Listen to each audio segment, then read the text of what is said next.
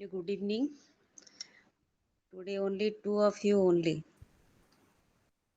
Where are others? Okay, let me start. Let others join afterwards.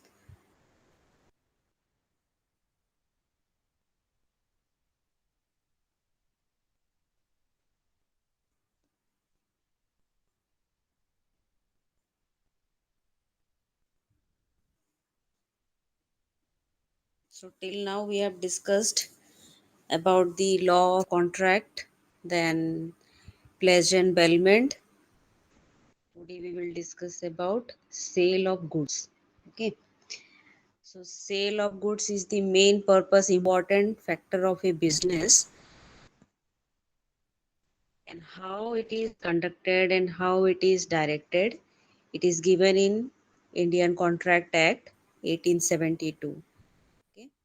So previously, before 1930, there was Indian Contract Act, but after 1930, it was changed to the sale, that is Sales Act, Sales of Goods Act 1930. Okay. So it is nothing but it is to regulate the sale of goods, and it is to protect some of the rights of buyers and sellers and buyers. Okay. Then so come to the meaning of contract of sale. What is that? So before that, meaning of contract of sale, why it is necessary of act? Okay. It is sales of goods. It is nothing but it is the sales of goods in consideration of money or in consideration of any other factors. Okay. So, to regulate this, contract of sale is introduced, and according to section 4 of the Sale of Goods Act, it means a contract of sale of goods is a contract whereby the seller transfers or agrees to transfer the property in goods to the buyer for a price. Okay. Here nothing but it is the transfer of ownership of goods to one person to another, that is from seller to buyer in consideration of money. Okay. In consideration of money. So a contract of sale may be absolute or conditional. It may be of two ways, that is absolute or conditional, according to the desire of the contracting parties. Okay. So the term contract of sale is generic term and therefore broader than sale. Now here it is not only the word sale, but it is beyond the word sale, because it includes sale proper and an agreement to sell. Then where under a contract of sale, the property in goods has passed from the seller to the buyer. It is called sale. Okay, only just the ownership is passed to seller to buyer. But in transfer of property in goods, it takes place at future time or subject to some conditions thereafter to be fulfilled. Okay, in another condition, there is agreement to sell. That means one has agreed to sell the property after some time. Okay, by fulfilling the various conditions. After fulfillment of certain conditions, the ownership of the property will be transferred to seller from seller to buyer. Okay, so some examples are there how you will differentiate it. You see here, first example explains that if suppose A has entered into a contract with B to buy 100 quintals of potatoes from B's cold storage for rupees 2000. Okay, here is a contract between A and B. Now B is the seller. It shall amount to sale if the seller authorizes A to come to his cold storage and take away the potatoes whenever A desires. Okay, here sale proper. That means unless and until the property is shifted to the buyer, here no sale has occurred. Okay, here sale will occur only when the goods are transferred to buyer from seller. Okay. Then second example says that A agrees to sell his scooter to B after 10 days. This is the agreement of sale for 5,000. B agrees to buy it after 10 days for rupees 5,000. It is an agreement to sell and it will become sale after 10 days. Okay. After why after 10 days? Because after 10 days only the ownership of scooter will be shifted from A to B. Okay. So some formalities of a contract are there as per the section 5. So what are the formalities to be fulfilled? You will see here that there may be immediate delivery of the goods, first formality. Then there may be immediate payment of the price, but the delivery to be made at some future date. Sometimes what happen, advance payment is given. Okay, advance payment is given and on the spot only whatever contract is done or that is agreed at that time some payment is given, but the transfer of goods or the delivery of goods is after some time. So there may be immediate delivery of goods and also immediate payment of price. Then it may be agreed that delivery or payment or both are to be made in installment. Some installment facilities are also there. Then the delivery or payment or both may be made at some future date. Okay, sometimes what happen, contract is done, but the transfer of ownership of goods or the payment both are done after some period of time. Now, some essentials of a valid contract of sales are given with examples. You see, first one is that there must be two parties. Okay, so there must be two parties. One party will be the seller and another party will be the buyer. Okay, here you can know that buyer and seller should be there. For example, you see here one example is there. Sometimes what happen, if some person doesn't own any goods but sell it to another person with a fraudulent act, in that case that contract is void, that means cancelled.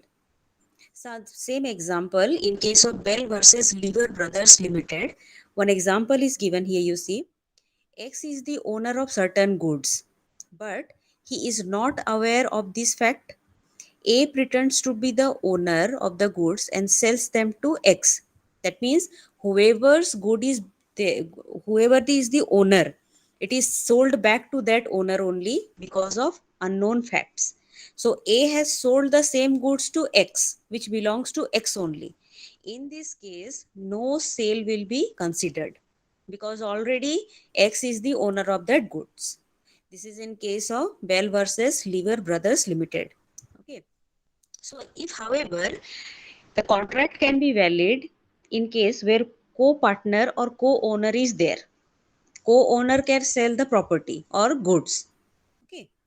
Then second is subject matter of sale must be goods.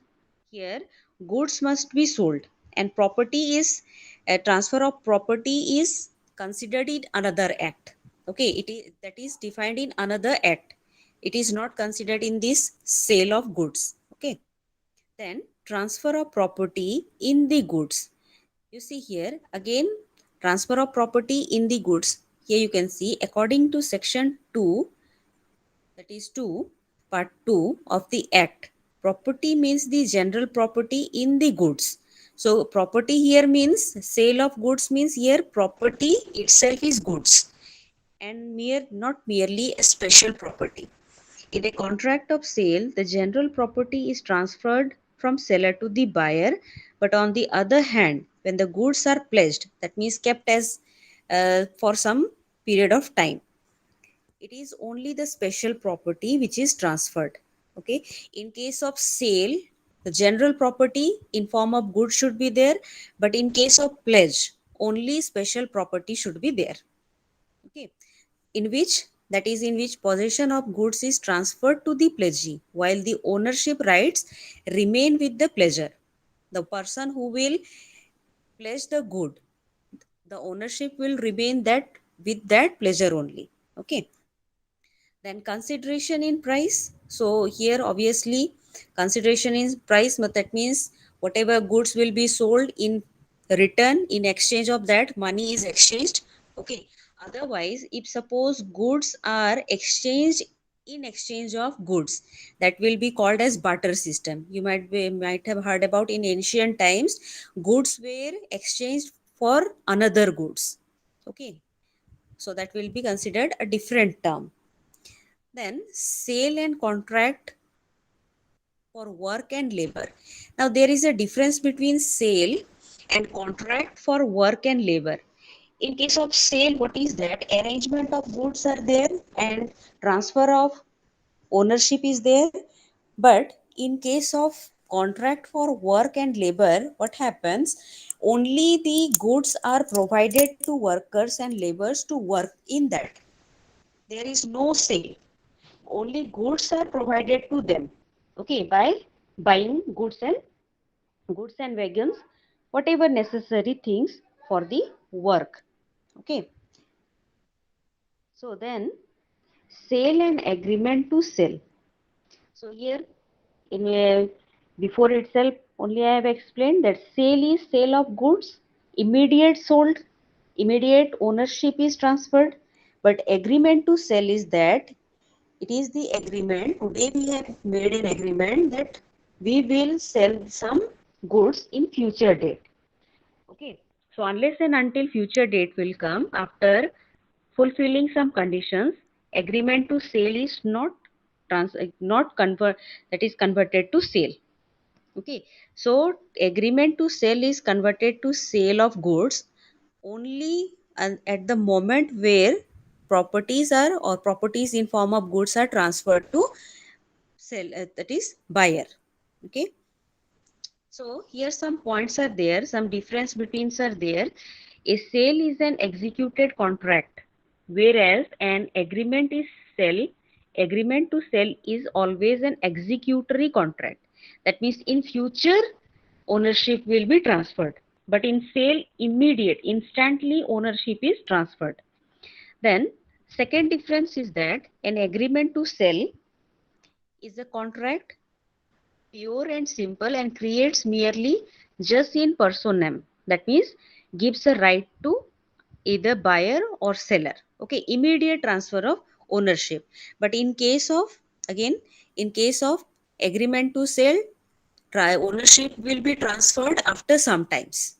Okay, then in a sale, if the buyer wrongfully refuses to accept the goods, in case of sale goods and pay the price, the seller can sue for the price. Okay, in case what happens, sometimes buyer will refuse to receive the goods due to some defect or something.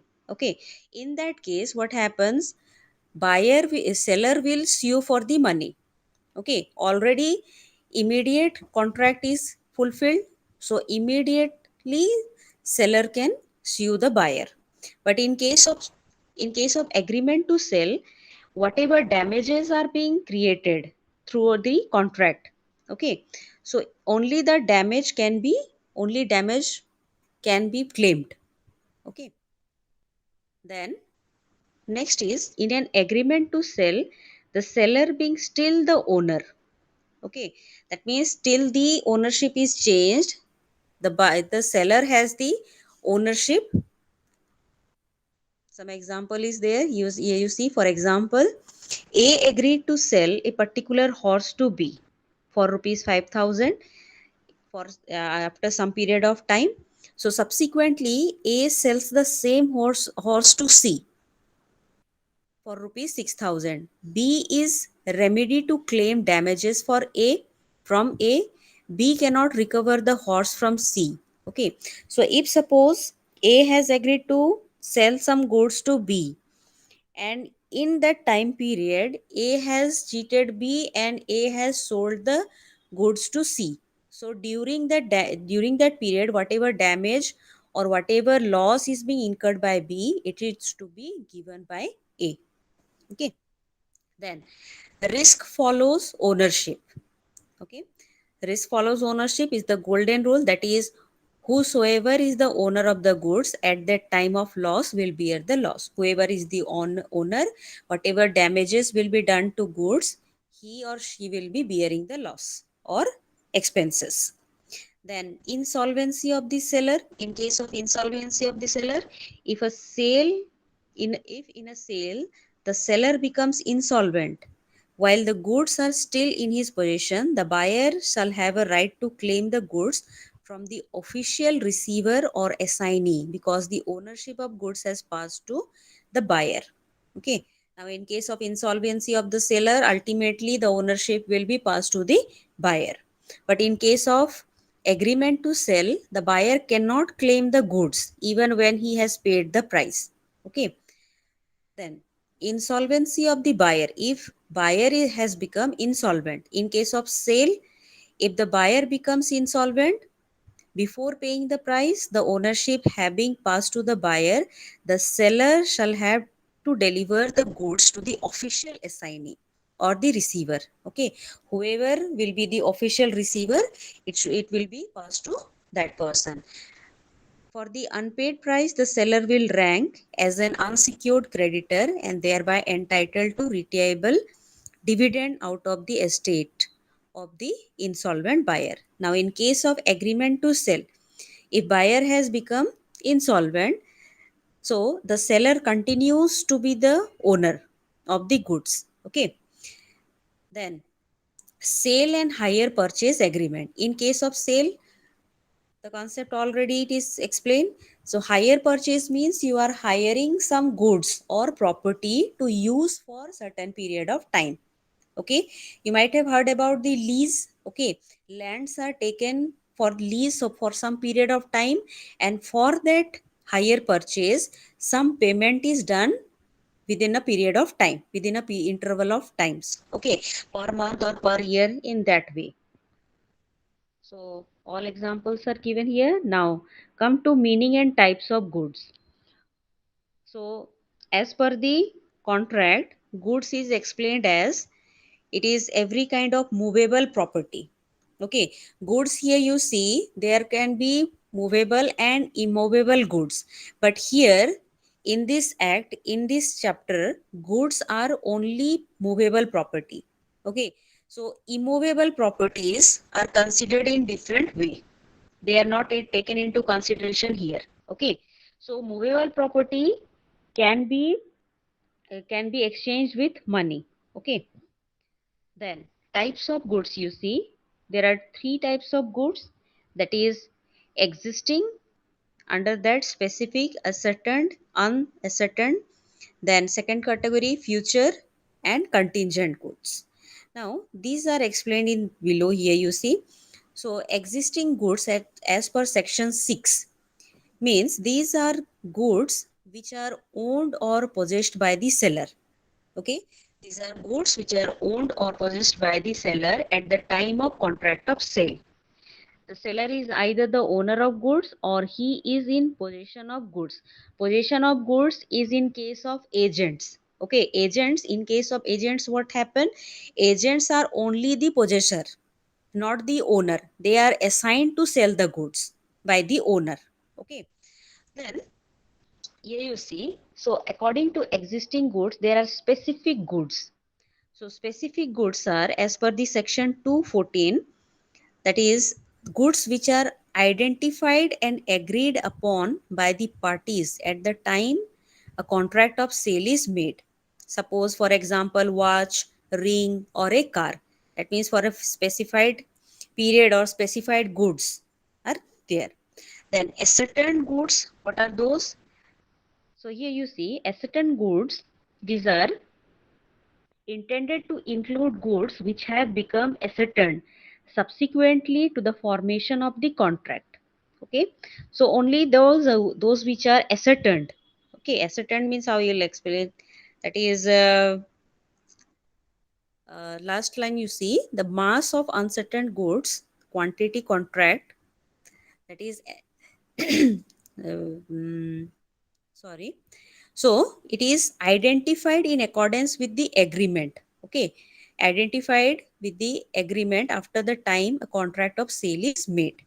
Similarly, unascertained goods. Unascertained goods, these are goods which are not identified and agreed upon at the time when the contract is made. Now some one example is given here. You see, if suppose A, who owns an ambassador car showroom, has 50 cars and agrees to sell any one of them to B. That means anyone. This is unidentified. That is, in before case, ascertained good means which is already identified. And in second case, this is the identified one. Okay, unidentified one, sorry. So, agrees to sell any one of them to B. The contract is for unascertained goods because which particular car shall be sold to B has not been identified at the time of contract of sale. Okay, so one is identified and another is unidentified. Then come to future goods. So as per section 2 of 6, future goods means goods to be manufactured or produced or acquired by the seller after making the contract of sale. Okay, so it should be in future after making some contract of sale, after serving. So, for example, you see, if S agrees to buy the entire crop of that would yield in B's farm, that is taken in lease, okay, at the rate of rupees 200 per quintal. This is an agreement of sale of future goods. Whatever crops will be yielded in the farm of B, okay, that will be taken by S. So, as future goods are not in possession of the seller at the time of contract, they can become the subject matter of an agreement to sell only and not the contract of sale. Okay. Sometimes farmers what they are doing, that they are not the ultimate seller but the agent. Okay. Agents what they will say that you sow the crop in land or field, and whatever crops will be yielded, we will sell that. Okay, so but here seller is the not owner. Here farmers are the owner. So here it is agreed to sell the goods in future. So here whatever crops will be grown in future, that will be the future goods. Then contingent goods. It may happen or not. So contingent goods are the goods the acquisition of which by the seller depends upon a contingency which may or may not happen. Okay, so contingent means it may happen or not. So, for example, A agrees to sell to B a certain painting only if C, its present owner, sell it to him. Okay, so here the real owner is C. So if C will agree to sell the painting, then only B will agree to sell the painting to A. It may happen or not. Then come to effect of destruction of goods. If suppose uh, goods are destructed or damaged, so in that case what can happen? What will be the effect? So first, if suppose goods perishing before making of the contract or fulfilling the condition of the contract, if goods are damaged or perished, so what will happen? So it must be a contract of sale for specific goods. So that will come under specific goods, and the goods must have perished before making of the contract. Then seller must not be aware about the destruction of goods. Okay. So some other examples are there. Then goods perishing before sale but agreement to sell. So in that condition, what will be there? You see, so it is also possible that goods might perish after an agreement to sell is made. So after agreement to sell, after sometimes whatever sale was to be done, it is fulfilled. So after that, goods are perished, but before it becomes a sale. In this connection, section 8 of the Act provides that in agreement to sell specific goods, the agreement becomes void the agreement becomes void if the goods are destroyed without any fault of the seller or buyer. So in this case, whatever agreement has already taken place, it will become void. That means it will cancel. Some cases are explained here. You will go through it. Then this was all about, that is a contract of sale. Now, in case of contract of sale, you might be came through the word in shops and malls. You can see conditions and warranties. Terms and conditions you might have read in every product. Okay, what is the terms and condition? To avail certain facilities, there are terms and conditions to be fulfilled. And if you are buying any appliances or any product, there are warranties, guarantees, warranties. You might have heard about that. So what are those? So theoretically how it is explained, by practically you know that what are those, but theoretically what is explained here, you see. So condition, what is the meaning of condition? So as per the section 12 of 2 of Sale of Goods Act 1930, a condition is a stipulation essential to the main purpose of the contract, the breach of which give rise to a right to treat the contract as repudiated. That means if suppose you are not conducting or you are not using the product as per the terms and conditions, the contract will be reputed or it can be cancelled. Okay, so that is condition. So here one case is explained here, Baldry versus Marshall. In that case, what happened, you see, B consulted M, a motor car dealer, for a car suitable for touring purpose. Okay, B has consulted M for a car that I want some car which is suitable for the touring purpose. So M suggested a Bugatti car. Okay, and B accordingly bought it. So as per the suggestion of M, B has bought that. Okay, now what happened? That the car turned out to be unfit for the touring purpose. Now, whichever purpose B has purchased the car, that was not fulfilled. It was held that the term that car should be suitable for touring purposes was a condition of the contract. That was the condition. What was the condition? That is touring purpose. So it was so vital that it is non-fulfillment defeated the very purpose of the for which B bought the car. Okay, so now here he was therefore entitled to reject the car and have refund of the price. If condition is not fulfilled, that means the product or the goods can be returned back. Okay, now in the same way, how warranty is explained as per the Sale of Goods Act. So according to section 12 of 3 of the Sale of Goods Act 1930, a warranty is a stipulation collateral to the main purpose of the contract. Okay, the breach of which gives rise to claim for damages but not to right to reject the goods and treat the contract as repudiated. Okay, so now here in first case, in condition, what happened? Totally, if condition is not fulfilled, goods can be returned back and money can be refunded. But in case of warranty, only damages can be claimed. Okay, only damages can be claimed and not the and goods cannot be returned. Okay, goods cannot be returned or rejected, only damages are being claimed or damages are being claimed or expenses are being refunded. Okay, so there is a difference between condition and warranty. Okay, so go through it now in tabular form. In very short, let me explain here. Only first one, let me explain that a condition is a stipulation, that is contract, which is essential to the main purpose of the contract. Okay, only a stipulated purpose. But in warranty, it is a stipulation which is only collateral to the main purpose of the contract, that is additional facility, you can see.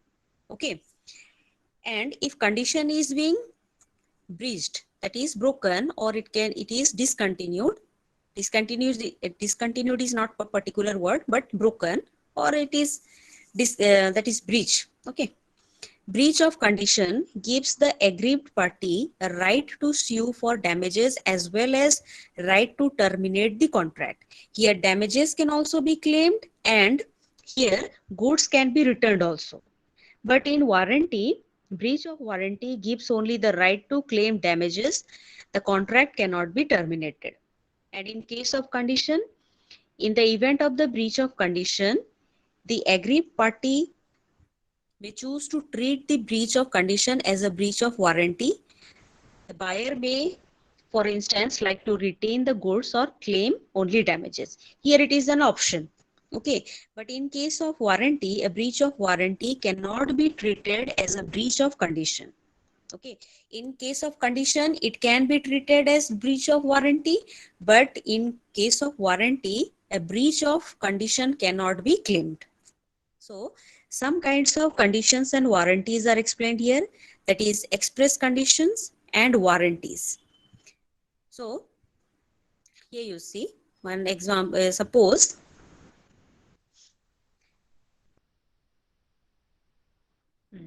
suppose here you see where a buyer desires to buy white Maruti car, the color of the car becomes an express condition. Okay, that is the condition. What is the condition here? The color of the car.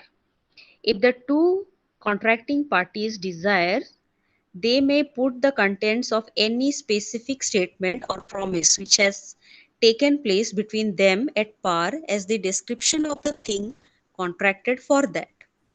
This then shall be treated as express condition. Okay, here only express condition is given. Only desire for the color of the car is mentioned. The parties are at liberty to impose any condition or warranty by an express condition. There is no written agreement. Okay, only it is expressed. Sorry. If suppose on the other hand you see that companies advertising their product carrying guarantee for a certain period. Okay, some companies are just advertising their products for guarantee. Okay, that is for example Orient fan guaranteed for 2 years and some other products for a certain period of time.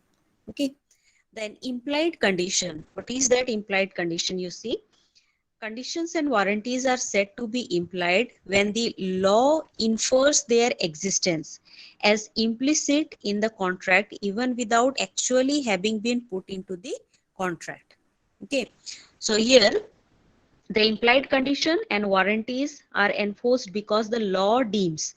Here law will be enforcing the terms and conditions. Okay, now some,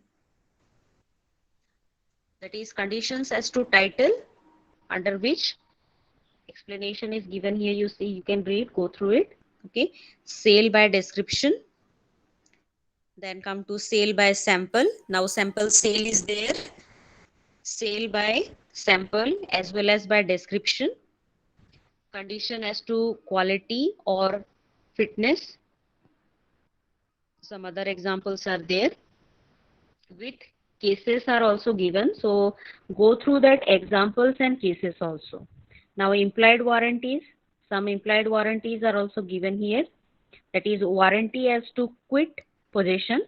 Okay, if suppose uh, any promise is done or any certain qualities are promised to be given with any product and warranty is given that if it is not fulfilled, that is quit the possession. So warranty to quit possessions is there. Warranty of freedom from that is encumbrances. Some other go through this. Then when breach of a condition is to be treated as breach of a warranty. If suppose condition is not fulfilled, so it will be taken as breach of a warranty. Okay, so in which case you see waiver by buyer, then compulsory treatment of breach of condition as branch of warranty. So these all examples, whatever examples are given, go through here. Then doctrine of caveat emptor, that is fundamental principle of law relating to sale of goods, which is the caution buyers. Okay, so caution buyers, you might have heard about the consumer protection. Okay, so consumers or buyers are protected with some laws. So what are their rights? It is given here. Okay, then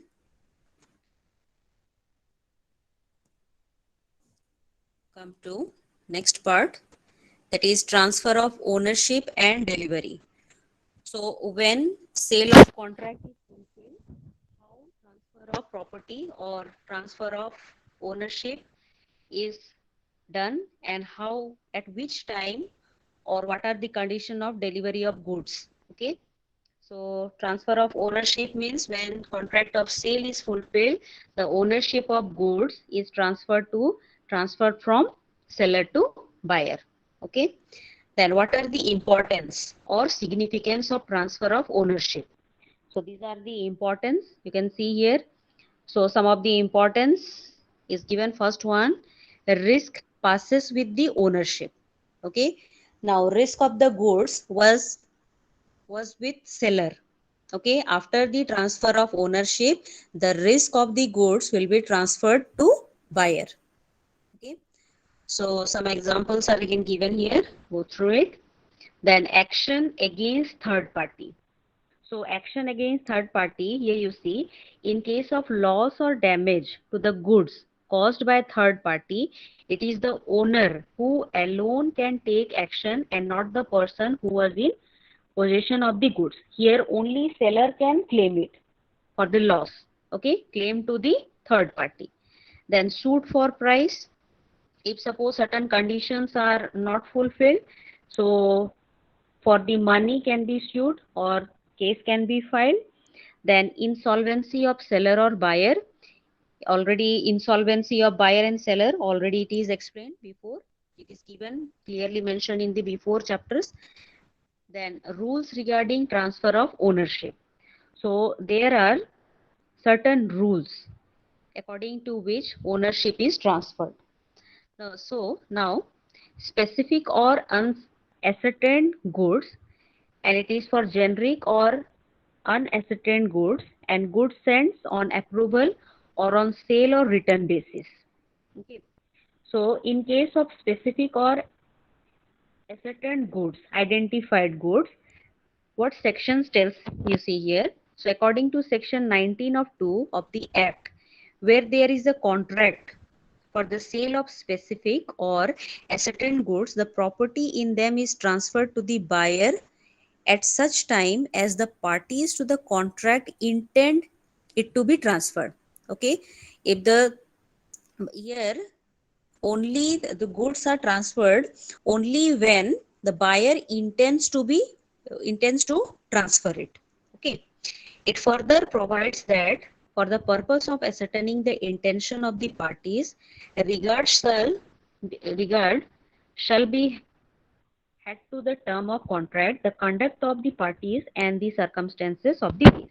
Here only intention of the passing of the ownership or transferring of the ownership is done, then only the ownership is to be transferred. Okay. Then in this case, specific goods in a delivery state is there. For example, you can see here, those which are important, I am explaining that only. Okay. After others, you can understand and read it. Specific goods not in a delivery state. Okay, if suppose some of the goods are not in a delivery state, that means it is not ready for transferring, then as per that condition, what are the rules? Then specific goods in a delivery state, but when the seller has to do something for to ascertain the price, if price is not fixed. Okay, in that also, what are the rules as per the various cases? Then in case of unascertained goods, that is unidentified goods and future goods, how they are. Now here you see one example. A agreed to sell to B 100 bags of wheat, out of which 1000 bags of wheat lying in his godown. The property in goods shall not pass to B until and unless 100 bags of wheat are separated from the rest. Okay. So out of that 1000 bags, if 100 bags are not separated, until that B, the ownership of the goods will not be passed to B. Okay. Then some other examples are there. Then appropriation by the seller with the buyer's assent. Then appropriation by the buyer with the seller's assent. Then in case when goods are sent on approval or on sale or return basis. In that condition, when he signifies his approval or acceptance, then when he adopts the transaction, when he fails to return the goods, if time is fixed for the return of goods, if no time is fixed for the return of goods, certain conditions, rules are there. Okay. Then delivery to a carrier. So how it is being transferred with the carrier. Okay, there are certain transporting agencies are there. So how it is delivered to that method. Okay. Then reservation of right of disposal. Okay. So when goods can be disposed. One example is given here, you see reservation of rights of disposal here. For example, A sells certain goods to B upon the condition that B must pay the price before delivery of the goods. Okay. Here the seller has reserved his right of disposal by making the delivery of the goods conditional upon the payment of the price. Here certain conditions are laid down. Okay. Certain conditions are laid down that before paying the price, goods will not be delivered. Okay. So in that case, more examples are there. Then passing of risk. When ownership is passed, risk is also passed. Then sale by non-owners. Non-owners means here it can be agents. Okay. Here it can be agents or co-owners or co-seller. It can be there. Okay. In that case, what can be the conditions or exceptions are there? Some exceptions are there, that is title by estoppel. Then sale by mercantile agents. Some agents are there. Then sale by one of joint owners. Then sale by person in possession under voidable contract.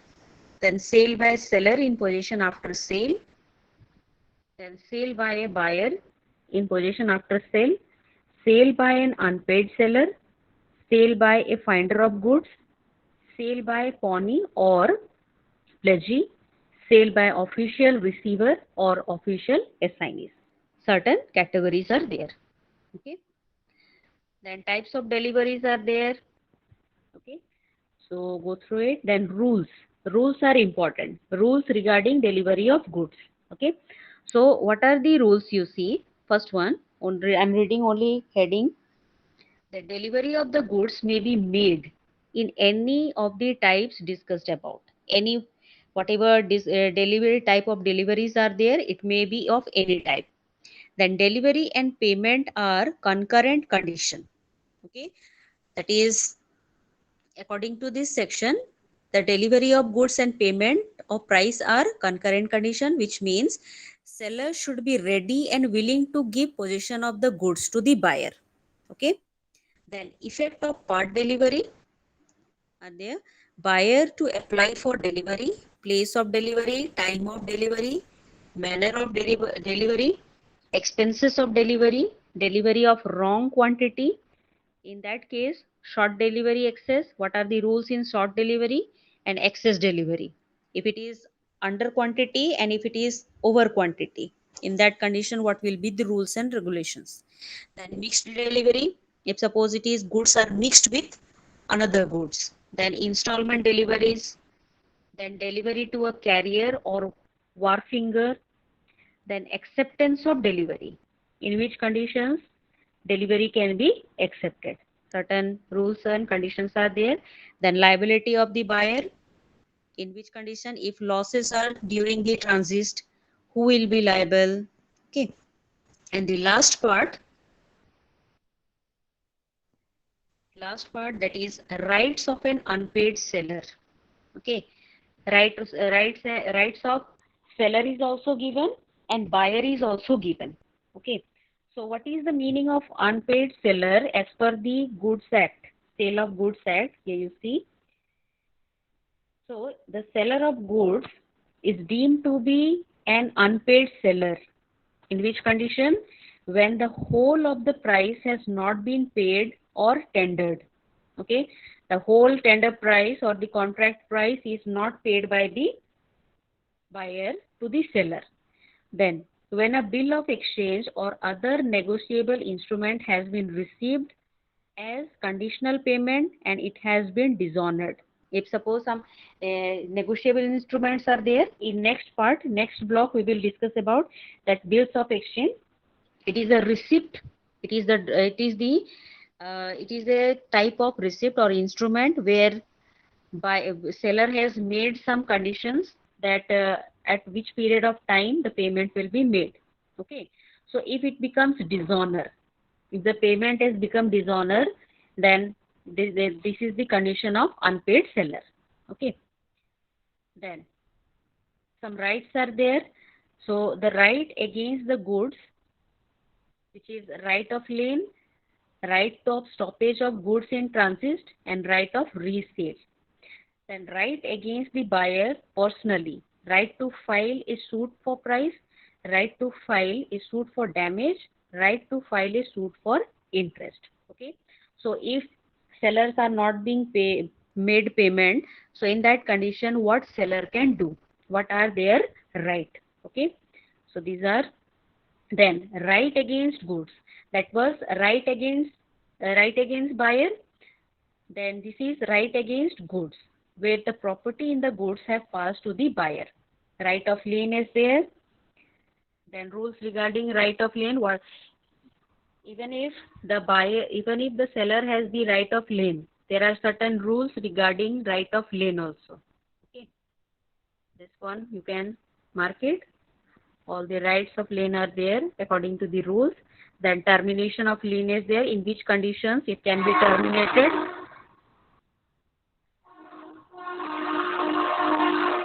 Then right of stoppage of goods in transit if it is unpaid seller. Then duration of transit, all are explained in the following section.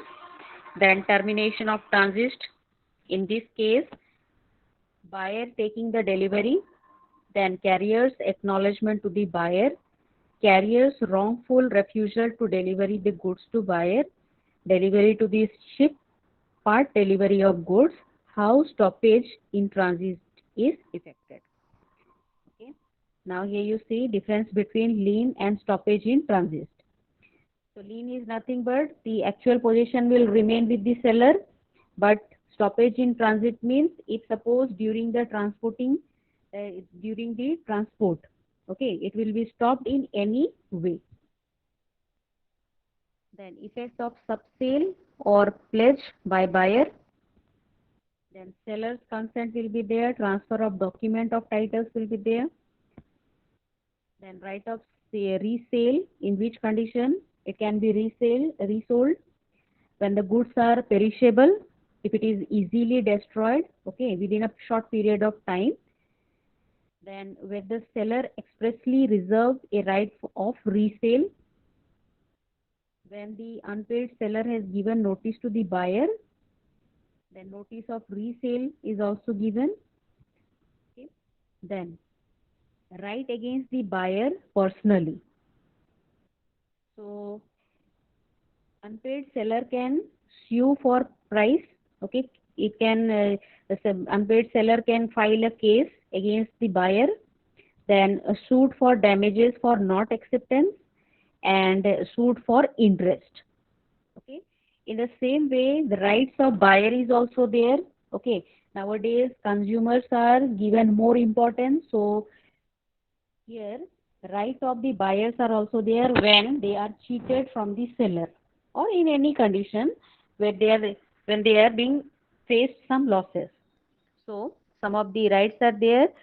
Rights of buyer, that is suit for damages for non-delivery, then suit for specific performance, then suit for breach of warranty, then repudiation of contract before due date, then suit for interest. Now, auction sales are there if goods are not sold. Okay. So in that case, what happens, you see, that is one of the method of selling the goods is to sell them by auction. Auction sale means the public sales where people are just, that is, they are, sorry, public sale where intending buyers assemble at one place and offer the price at which they are ready to buy. They are offering the price, and whoever offer is the greatest one, the goods are sold to them, that you know about the auction. Okay, and this is also known as bid. Okay, bidding. The owner of the good may himself sell them by auctioneer or appoint an auctioneer to sell the goods on his behalf. Okay, so in this term, what are the terms and conditions or rules are there? You see various rules as per the section 64 of Sales of Goods Act, where the goods are put up for sale in lots.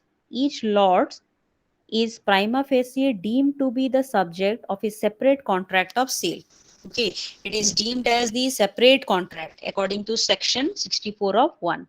Then the sale is complete when the auctioneer announces its completion by the fall of the hammer. You might have seen in actual also, real life also, in TV also you might have seen that when price is finalized, one hammer is beaten. Okay, or in other customary manner. Then, when the auctioneer announces the completion of the sale is complete and the property in goods passes immediately to the buyer. Then, since offers are invited from the public before the sale is completed, the bidder have a right to withdraw their bid until the announcement of the completion of sale is made. Any bidder may retract his bid according to section 64 of. Then, here, a right to bid may be reserved expressly, okay, by or on behalf of the seller, and where such right is expressly reserved, the seller or any person on his behalf may bid at the auction according to section 64 of 3. Okay, and according to section 64 of 4, when the sale is notified to be subject to the right to a right to bid on behalf of the seller, it shall not be lawful for the seller himself to bid himself at such sale or to employ any such person on behalf on his behalf or for the auctioneer knowingly to accept the bid from such person. Okay, then similarly some other conditions are there, go through it. So that's all for Sale of Goods Act.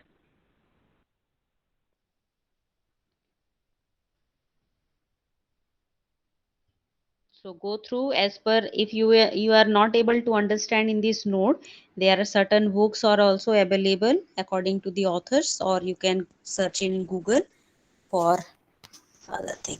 Okay, so that's all for today.